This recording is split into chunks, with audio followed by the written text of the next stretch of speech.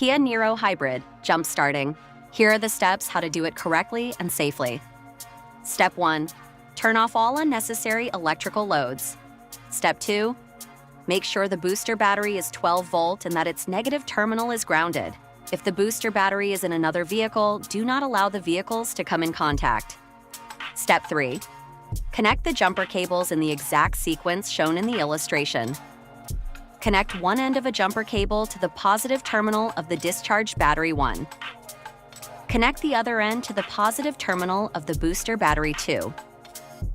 Proceed to connect one end of the other jumper cable to the negative terminal of the booster battery 3, then the other end to a solid stationary metallic point away from the battery 4. Do not allow the jumper cables to contact anything except the correct battery terminals or the correct ground. Do not lean over the battery when making connections. Step 4. If connected with the other vehicle, start the vehicle with the booster battery first and let it run at 2000 RPM for several minutes. Step 5. For hybrid vehicle, press 12V BAT reset button. Step 6. For plug-in hybrid vehicle, start the vehicle with the discharged battery. Step 7. If the vehicle starts, disconnect one end of the negative terminal of the booster battery 3, then other end of the positive terminal of the booster battery 2 and the discharged battery 1.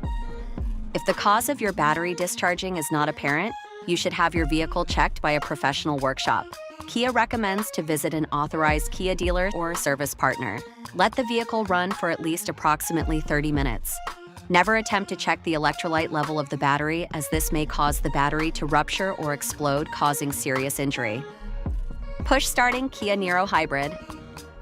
Vehicles equipped with dual clutch transmission cannot be push started, and only jump starting can be applied. Thanks for watching, and don't forget to like this video and subscribe to the channel for more great content.